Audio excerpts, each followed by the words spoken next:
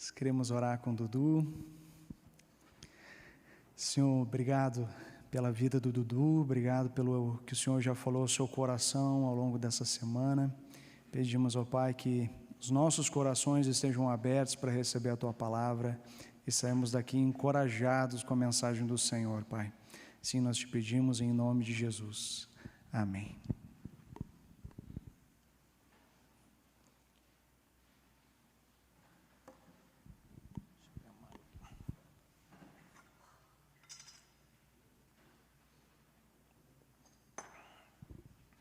Boa noite, tudo bem?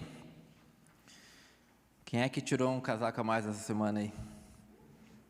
Um cachecol, uma gola. Essa é a Curitiba, né? Quem é que gosta de frio? Eu vou orar por vocês, tá? Mas eu tenho duas listinhas, uma das pessoas que eu gosto e das outras que eu tenho dúvida. Eu não gosto do frio, não. Gente, dói tudo no frio. Tomar banho, 3 gotinhas nas costas e o ombro tudo gelado. A minha filha, então, a Olivia, já não gosta de tomar banho. No frio, é uma negociação, ela quer tomar banho por parte. Papai, o meu pé não está com chulé. Não precisa lavar o pé. Eu falei, Olivia, como é que eu vou te lavar sem lavar o pé? Mas o cabelo não, né, papai? Ela não está querendo mais nem lavar a mão, tá? Filha, tem que lavar a mão para a gente comer. Papai, mas está frio, papai. A mão nem está suja, papai. Não, Olivia, tem que lavar a mão. Mas isso aí eu tenho que confessar que eu também não sou muito do frio. Ih, rapaz, para mim quando chega o frio. Mas aqui quem gosta do frio, mas quem que é curitibano aqui? Levanta a mão aí. Tem bastante curitibano. Pela manhã estava mais ou menos assim, pela manhã tinha uma... Quem daqui é catarinense? Não, de manhã a gente estava quase ganhando, tu acredita? Eu até achei que um plano de dominação curitibana ia acontecer, mas à noite está fraco de catarinense. Não vai dar não. Não vai dar não, Cati. Vamos ficar por aqui, deixa os curitibanos, eles são maioria agora. Geralmente quem levanta a mão, que é curitibano, é aquele que levanta a mão que gosta do frio, né? Porque os Catarina dá aquela sofrida. Não, vocês gostam do frio, mas não são curitibanos. Vocês são curitibanos, mas não gostam do frio. Na fábrica às vezes dá uma regulagem diferente, né? Mas faz parte também. Vocês já perceberam como a gente tem um relacionamento com a cidade? Um relacionamento na cidade tem um pouco a ver com isso, né? A gente começa a ter um sentimento pela cidade. Ele vai um pouco além dessa questão do gosto ou não gosto, porque o trânsito é bom ou é ruim, ou porque as escolas são boas. A gente começa a ter essa coisinha, né? Eu gosto de Curitiba, o friozinho me sente assim, eu gosto disso aqui, o sentimento. A gente começa a personificar a cidade. Eu já vi gente falando com Curitiba. O prefeito faz isso direto, né? Nossa, Curitiba, minha Curitiba, né? Mas eu já vi gente falando com Curitiba, sabe? Deu alto dia de sol, de repente o sol vai embora, fica frio, chove, chega a pessoa toda molhada. Essa Curitiba me acaba. Não, Curitiba, olha o que a Curitiba fez comigo. As pessoas falam com Curitiba. É como se fosse uma pessoa, a gente personifica a cidade. Eu tenho esse relacionamento com 2 cidades, pelo menos. Eu não sou natural de Curitiba, eu sou de Santa Catarina. Alguns já falam, teu sotaque, né? Eu sou natural de Palhoça, Santa Catarina, região metropolitana ali de Florianópolis. E eu tenho um sentimento por Palhoça. Morei 24 anos lá. Cresci, estudei, fiz muita coisa errada em Palhoça. Deixei meu pai com muito cabelo branco em Palhoça. Mas consegui pegar aquela época que brincava na rua, sabe? Palhoça tinha muito mangue, brincava na rua, em mangue e tudo mais. Então, quando eu vou para Palhoça, eu tenho aquele sentimento de tipo, cara, como é gostoso isso daqui. Sabe, tu se sente seguro, estou em casa, está tranquilo. Eu não preciso ligar o GPS para lugar nenhum. Né? Aqui em Curitiba eu estou há 10 anos já, mas eu ainda tenho que ligar. Tem que ir em tal lugar. Rapaz, vai pelo GPS que eu não gosto de perder tempo, senão eu fico dando volta. E às vezes quando eu estou indo para algum lugar em Curitiba ainda acontece isso, tipo, eu já passei por aqui. Eu ainda não... Mas em Palhoça parece que está na mão, assim, né? Então toda vez que eu vou para lá, geralmente eu vou em férias agora, meus pais são de lá, meu sogro, minha sogra, todo mundo é de lá. E aí eu vou lá e boto o pé na areia, vejo a praia, dou aquele primeiro mergulho na praia, parece assim, eu estou... Cara, estou em casa, como é gostoso isso aqui, como é confortável isso aqui, tem um sentimento, mas o trânsito é uma desgraça. O trânsito é tu levar 1h30 para andar 6 quilômetros, mas mesmo assim tem esse sentimento, eu gosto daqui, voltaria a morar lá, cara, não sei, quem sabe um dia. O trânsito me dá um certo receio hoje, mas Palhoça tem violência também, Palhoça também tem drogas. A organização urbana de Palhoça é bem ruim, é bem precário. Final do ano, quando a gente vai para lá, que é férias, então imagina, muita gente resolve ir para lá, né? Rio Grande do Sul, por exemplo, eles fecham e só vão reabrir Rio Grande do Sul em janeiro, porque todo mundo vai para Palhoça, final do ano. Aí tem um monte de coisa, daí cai a luz, porque não suporta, aí falta água. Mas mesmo assim, para onde é que eu vou nas férias? Palhoça. Porque a gente vai criando um sentimento com a cidade. A gente vai criando, cara, eu gosto, é bom aqui, é gostoso. Mas eu tenho isso com Curitiba já também. Cara, eu gosto daqui. O trânsito é bom. Tem os mais antigos vão falar, não, já foi bem melhor. Mas é bom ainda o trânsito. Tu andar 5 quilômetros em 20 minutos é maravilhoso. Ter mais de uma opção e não só uma ponte, às vezes, é maravilhoso. E tu vai criando esse sentimento de, cara, aqui é minha casa também. O frio eu ainda estou acostumando, mas tu vai criando esse sentimento. E é engraçado que a gente vai criando esse sentimento com a cidade, a gente vai percebendo a cidade, a gente vai vivendo a cidade, a gente vai sentindo a cidade pulsar, a cidade falar com a gente, como eu falei, às vezes a gente conversa com a cidade. E por que eu estou falando isso? Nesse mês missionário que a gente se propôs a refletir, como o Bruno falou, sobre a missão e tudo mais, hoje, no culto do Projeto Dorcas, o tema é missão urbana. E não tem como a gente falar sobre missão urbana, missão na cidade, sem passar por isso, pelo nosso sentimento pela cidade, pela nossa vivência pela cidade, como a cidade pulsa em mim, como eu escuto a cidade, como que eu respondo a isso que eu vivo e sinto da cidade. Não tem como viver missão urbana fora da cidade, sentado num monte olhando de longe. A gente vive, a gente sente a cidade. E quando eu falo missão urbana, gente, é que a gente usa vários termos, né? Missão urbana, missão transcultural, tudo é a mesma missão, é a missão desse Deus, tá? A gente acaba dando nomes para de algum modo tornar isso mais fácil, mais pedagógico, né? Hoje a gente está falando sobre missão urbana. E o que é curioso e interessante, essa questão de sentimento em relação à cidade, a Bíblia nos traz vários exemplos disso, de pessoas que têm sentimentos em relação à cidade. Uma das primeiras vezes que é falado sobre cidade na Bíblia, lá em Gênesis, é com Caim. Só para relembrar, Caim é aquele cara que matou o irmão, matou Abel. Então, Caim gostava de ser primeiro em algumas coisas, né? Não tão boas. Mas Caim, quando ele mata o irmão dele, Deus chega para ele e fala assim, olha, lá por volta de Gênesis 4, ele vai falar, ó, quando você, Caim, cultivar a terra, esta não lhe dará mais da sua força, e você será um fugitivo errante pelo mundo. Então, cara, Deus está meio falando para esse cara, onde é que tu botar a mão vai dar errado, tá? Se tu matou teu irmão, essa vai ser a coisa que tu vai carregar aí. 5 versículos depois disso, sabe o que Caim fez? Fundou uma cidade. Eu não quero tentar imaginar o nível da cidade que ficou, né? Porque Deus falou, onde tu botar a mão nada vai dar certo, mas ele funda uma cidade, e ele coloca um nome para essa cidade, Enoque. Sabe por que ele bota o nome de Enoque?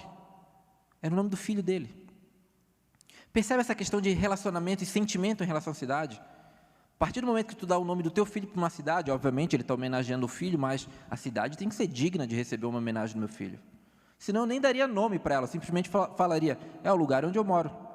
Mas a gente se envolve com a cidade, com o sentimento. Caim faz isso. Outro exemplo, Sodoma e Gomorra, uma história conhecida até, tem séries sobre isso, mas era uma cidade muito marcada por promiscuidade.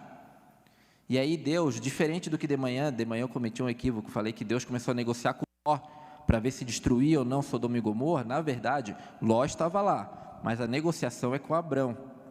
E quem me lembrou que a negociação é com Abraão foi o Roberto, no alto da sua... Eu trabalhei com o Roberto do Dorcas, né? O Roberto sempre foi esse gentleman, né? Às vezes eu me sentia acuado chegar perto dele. Então, ele no alto da sua elegância, ele falou, teve um equívocozinho aqui. Então, obrigado, Roberto. Mas acontece uma negociação também. Deus quer destruir essa cidade. Fala, não, chega. A promiscuidade. Aí Abraão começa, não, e se eu achar 100? justos lá, 100 pessoas. E ele fala, tá bom, não achei, vamos destruir. E ele vai negociando, e se eu achar 50, 30, se eu achar 10? Por que Abrão está negociando? Deixa destruir a cidade. Tudo bem, o sobrinho dele estava lá, mas Deus falou, eu vou tirar ele de lá. Mas qual que é o sentimento com a cidade? Eu não sei, se Deus de repente chegasse para mim e falasse assim, eu vou destruir Palhoça, né? Eu ia falar, opa, só deixa eu avisar meu pai, pode destruir. Pai, sai daí que o negócio vai ficar feio. Mas não, tem um sentimento. Obviamente, se Deus chegar para mim e falar, eu vou destruir Palhoça, eu ia falar, pô, Deus, naquela rua eu gostava de jogar bola. Era tão bom, eu andava de bicicleta, quebrei o braço lá naquela esquina 2 vezes. Então tem esse sentimento. Então tem um sentimento também interessante com Jonas. Deus chama Jonas e fala assim, Jonas, eu tenho uma missão para você. Existe uma cidade chamada Nínive, Jonas, sei qual é. E tu vai lá pregar sobre perdão e misericórdia para eles. Sabe o que Jonas faz? Imagina, Deus chegar para ti e falar assim, eu tenho uma missão, vá até tal cidade e pregue sobre o perdão e a misericórdia. Eu ia falar, tá bom, né? Sabe o que Jonas fez? Fugiu, Para eles eu não vou pregar. Para eles eu não vou falar de perdão. Porque essa cidade explorava a cidade de Jonas. Então Jonas, o sentimento de Jonas em relação a essa cidade é outro. Ele tem asco sobre a cidade, ele não quer. Ele quer que Nínive acabe. Ele quer que aconteça com Nínive o que aconteceu com Sodoma e Gomorra, que seja destruída.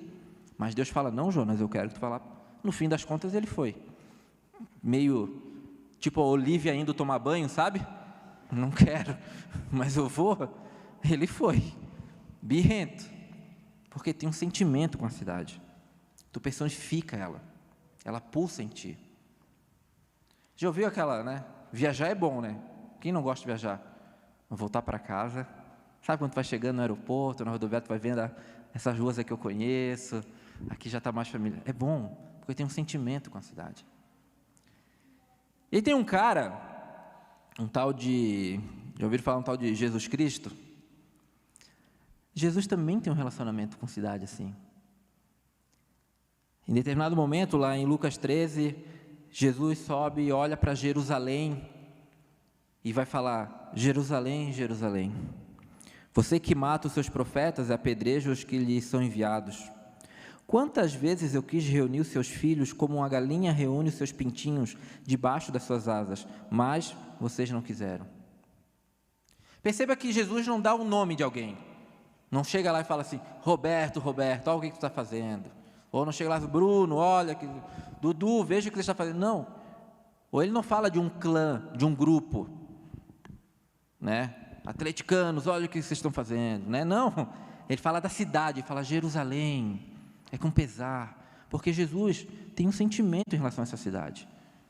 Pulsa nele também em relação a essa cidade. E não tem como viver a missão sem passar por isso.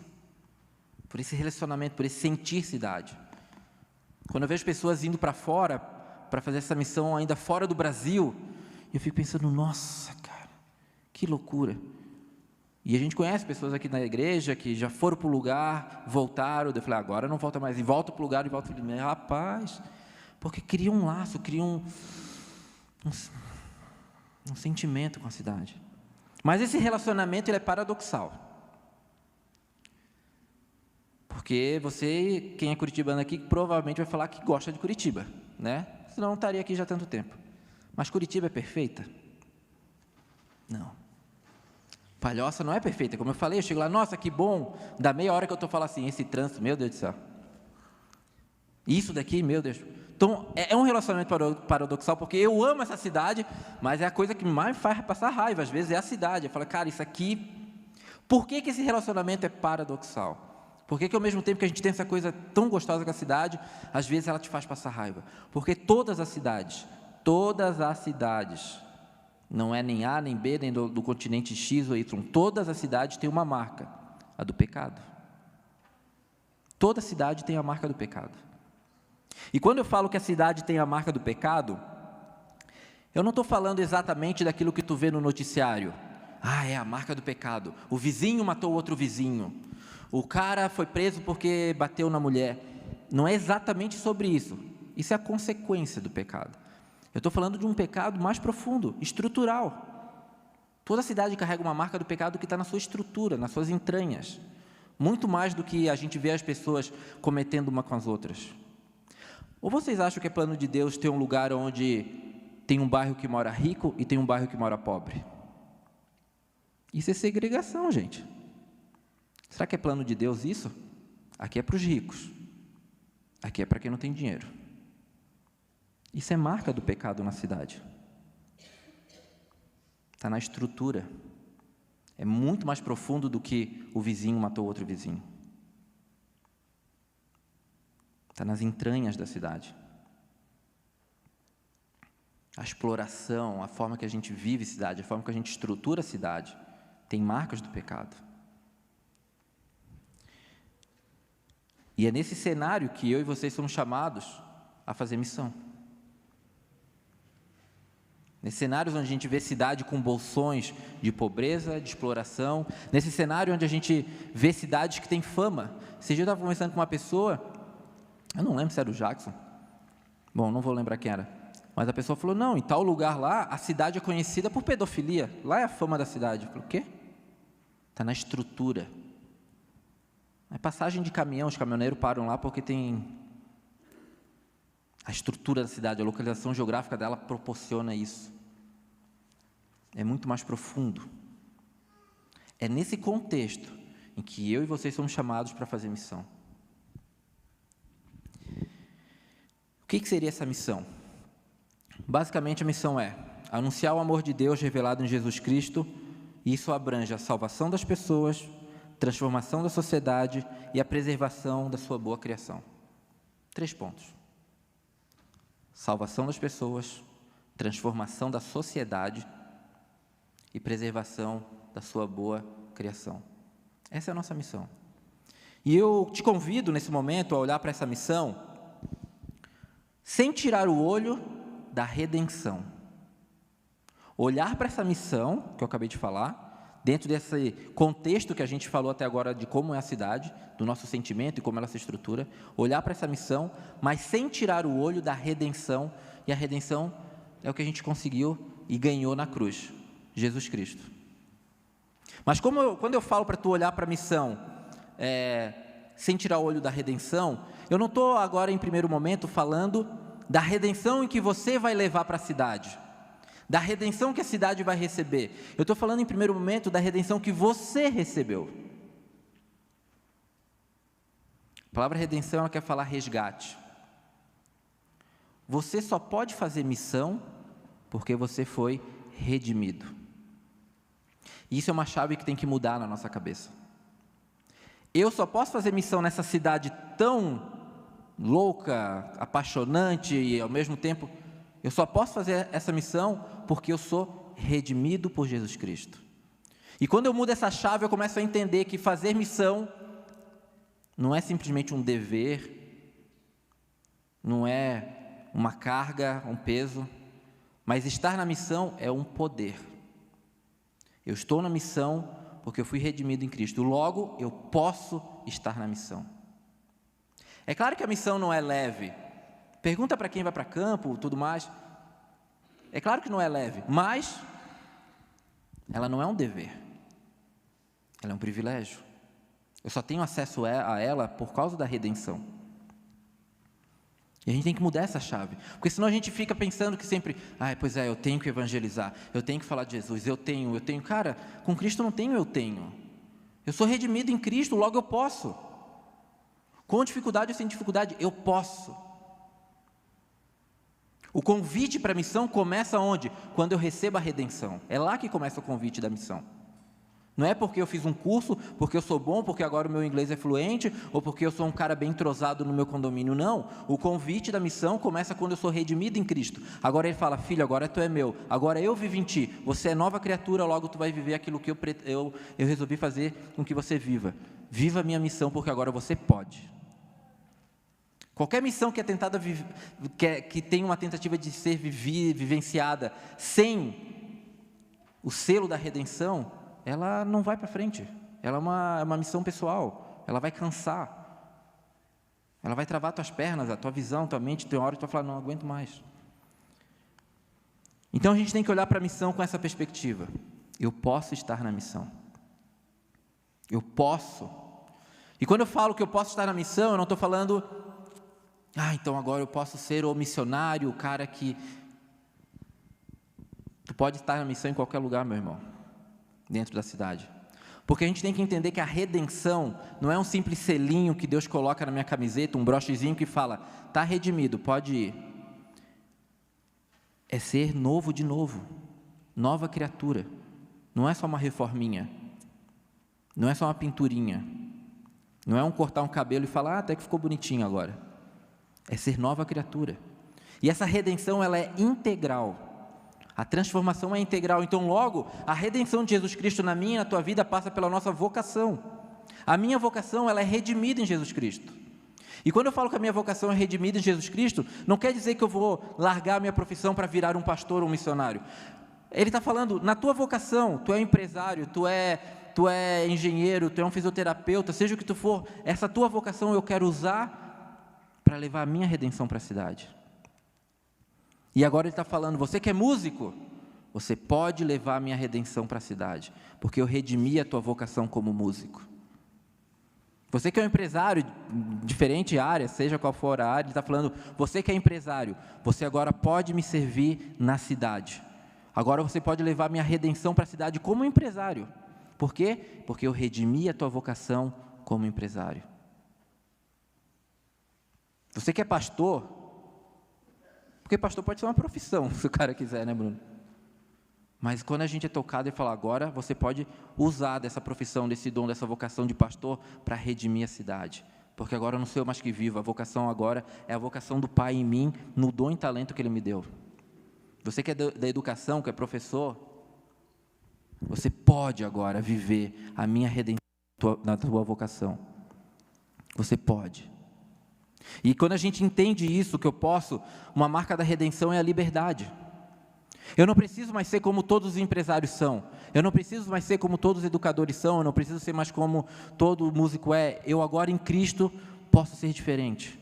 Eu tenho a liberdade de viver minha redenção na cidade em Cristo. É diferente, é novo, é uma possibilidade, é uma oportunidade, é um caminho. A questão é que quando a gente não vive a redenção na cidade, a começar em mim, a gente vai viver a cidade de outras formas. Quando eu não vivo a minha vocação redimida em Cristo na cidade, eu vou viver a minha vocação ainda na cidade, só que são outros frutos. Quando a minha vocação não é redimida, o meu comportamento com a cidade geralmente é um comportamento exploratório. Eu uso a cidade para o meu benefício próprio. Se eu sou empresário, seja o que for, estou nem aí. Se está prejudicando a cidade, mas está enchendo o meu bolso, é o que importa. Se eu sou professor, estou nem aí, esses alunos não têm mais jeito mesmo. Dou minha aula, quer prestar atenção, não presta, pinga meu dinheirinho no final do mês, é isso que importa.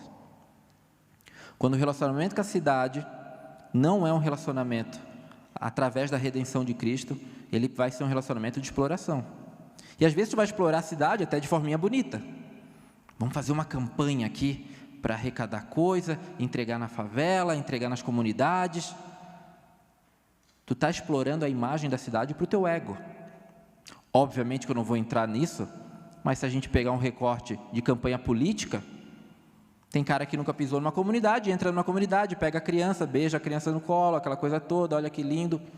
É bonitinho até, claro que é. Mas nada mais do que uma exploração da cidade. Para quê? Benefício próprio. Outra forma de viver a cidade, quando a minha vocação não é redimida em Jesus Cristo, é a apatia. Tu nem pensa em explorar a cidade, tu simplesmente vive. Tu é mais uma marionete na cidade. Todo empresário faz isso? Também faço. Todo professor educa desse jeito? Também educo. Todo fisioterapeuta, todo administrador vive? Também vou. O que eu quero é chegar nos meus 65, 70 anos, me aposentar e deu. É uma apatia, tu é só mais um. Mas, sinceramente, eu tenho certeza que quando Jesus Cristo me chama e te chama, Ele não chama a gente para a gente ser apático diante da cidade e tampouco para explorar ela a benefício próprio. Ele nos chama para levar essa redenção, que começa em mim, em ti. Se a gente for pegar, por exemplo, um texto, e ele vai deixar isso bem claro, esse sinal da redenção dele, Hebreus, eu vou pedir para projetar.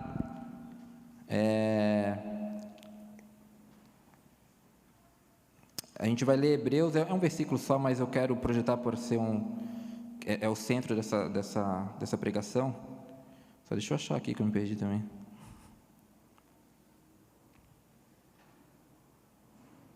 Hebreus 9, 12. Já estava ali, ó. Quando a equipe é boa, né? Deixa eu voltar aqui para sair daqui. Hebreus 9, 12 vai falar, não por meio de sangue de bodes ou de novilhos, mas pelo seu próprio sangue, Jesus Cristo, né? Ele entrou no lugar santíssimo de uma vez por todas e obteve eterna redenção. Esse capítulo, ele é bem didático, ele é bem pedagógico, ele vai explicar como que acontece toda essa mudança do sacrifício que era feito por animais e chega num Cristo que passa a ser o próprio sacrifício. E esse versículo bem central, Cristo está dando o motivo disso, é a redenção. Viver Cristo para enriquecer, viver Cristo para benefício próprio, viver Cristo para parecer bonito, não é esse o foco, é redenção, é largar o que é velho, é viver o que é o novo, e o novo é Ele, é nele. Então, queridos, não vai existir caminhada de missão urbana nenhuma, se não começar pela redenção de Jesus Cristo na minha e na tua vida. Redenção que é marcada de forma integral, que transforma o jeito de pensar, de viver, de sentir o outro, de sentir a cidade, de viver, de sentir a minha vocação, quem eu sou e por que eu sou chamado a ser esse profissional nessa cidade. Deus te colocou em lugares onde pastor nenhum alcança, missionário nenhum de profissão alcança. Deus te colocou num condomínio onde gente nenhuma tem o acesso que tu tem. Gente te colocou em ambientes onde tu tem aquele acesso. E quando tu entende que essa redenção chegou no teu coração, é Cristo falando para ti, filho, agora tu pode ir. Vai. Não é uma coisa pesada, é um privilégio. Ele está falando, filho, agora eu deixo tu ir, porque agora tu é redimido. Tem a minha marca. E sabe o que eu acho muito legal? É esse Deus, que Deus criou o jardim, certo? A Bíblia não relata em nenhum momento que Ele criou uma cidade. Lá em Gênesis Ele criou o jardim. A criação da cidade é do homem. Deus poderia muito bem ficar lá no jardim e falar assim, cara, se virem. Mas Ele manda o Filho dEle para redimir a gente na cidade. Ele poderia muito bem mandar Jesus e falar assim, ó, Jesus está lá no jardim, quem quiser entrar lá e bater um papo com ele. Não, ele manda Jesus para a cidade. Jesus é crucificado no maior império que existia na época, é no meio da cidade. Ou seja, por mais pecadora que seja a cidade, pelo maior sinal de pecado que a gente vê na nossa cidade, ali vai superabundar a graça e o perdão de Deus, pode ter certeza disso. Porque Deus mostra que eu vou redimir a cidade. Eu vou redimir isso daqui. Como vai ser? Não sei. Como vai ser essa cidade redimida? Eu não sei. Mas se a gente for pegar, e eu peço também para projetar, e assim eu finalizo, Apocalipse 21, 1:6, ele vai mostrar que é possível sim. É um sinal de esperança. Porque se eu terminar essa pregação agora, é uma pregação por vezes até pesada, falar, a cidade é pecaminosa, essa coisa. Só que o Evangelho é a boa notícia de esperança.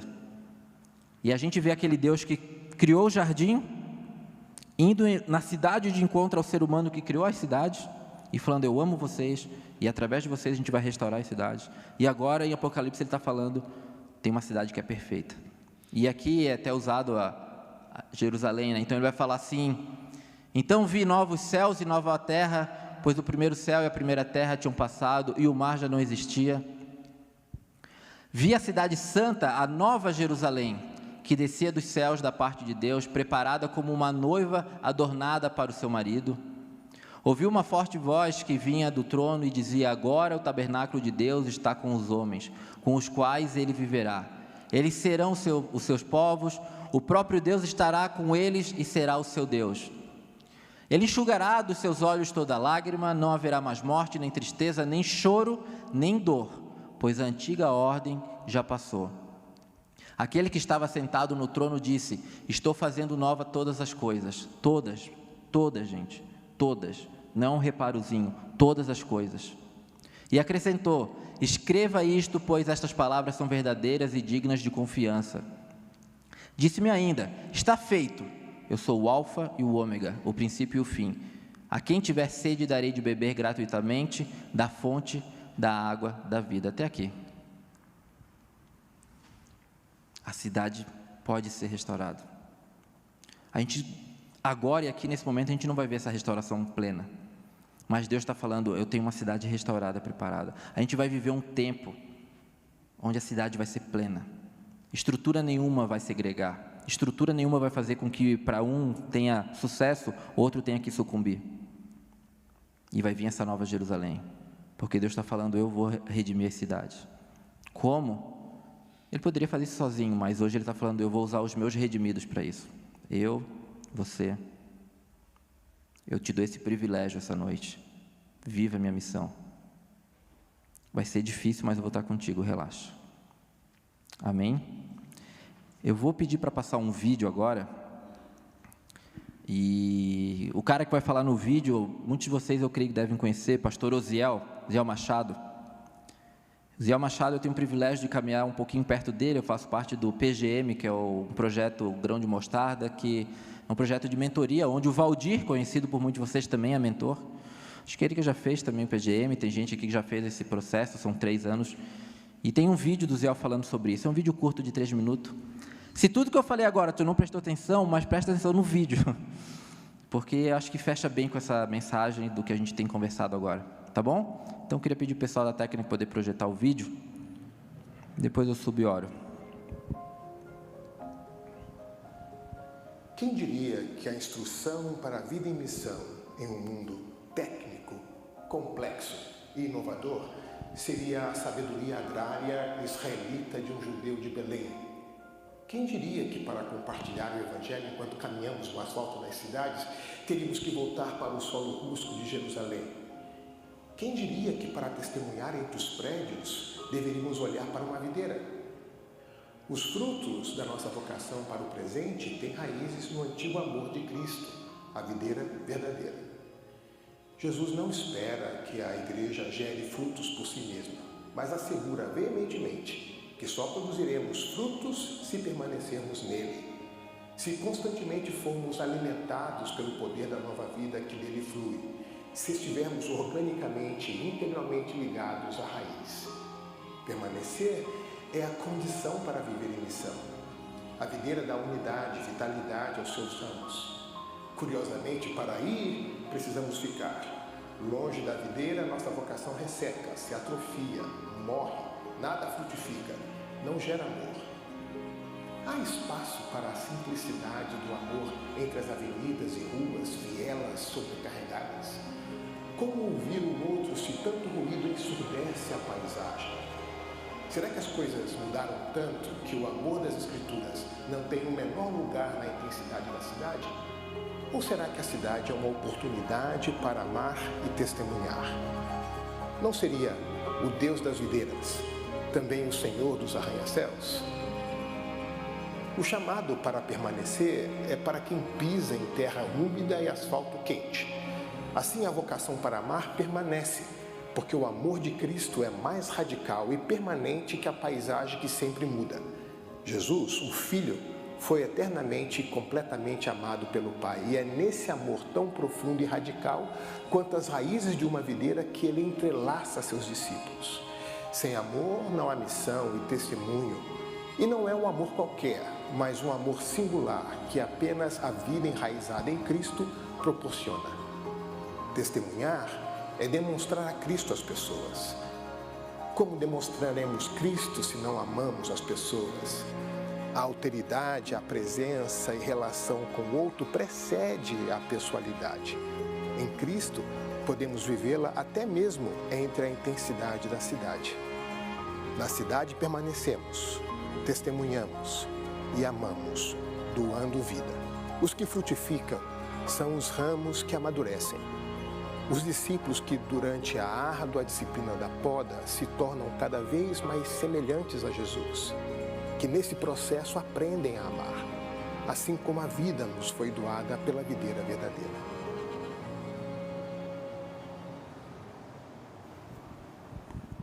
Vamos orar? Senhor, obrigado, Pai, porque a Tua redenção nos concede acesso a viver a Tua missão, Pai. E que a gente possa olhar para a Tua missão nessa perspectiva, Senhor. É um privilégio te servir. Não vai ser fácil, não é fácil, mas é um privilégio te servir, Pai. E quando não for fácil, eu vou ter a certeza que Tu está comigo, porque a missão é Tua, Pai. Obrigado por isso, Senhor. Eu clamo, Pai, para que o Teu Santo Espírito sopre nessa igreja e na vida de cada um aqui, Pai. Para que cada um aqui possa olhar como alvo da Tua missão, Pai, onde Ele coloca o pé, onde Ele anda, por onde Ele caminha, Senhor, por onde Ele coloca os olhos, Senhor amado. Que ali Ele possa enxergar, esse é o campo de missão dentro da cidade que Deus me permitiu servir Ele, Pai. Use, Senhor, essa igreja dentro da Tua redenção, Pai. A gente não quer ser uma igreja que explora a cidade, tão pouco que seja apática a cidade. Ansiamos por ser uma igreja, Pai, que vive a Tua missão, Pai, em obediência, na consciência do privilégio que é te servir, Pai, em meia cidade. Por isso eu oro, Pai, e te agradeço, Senhor. Em nome de Jesus, Pai. Amém.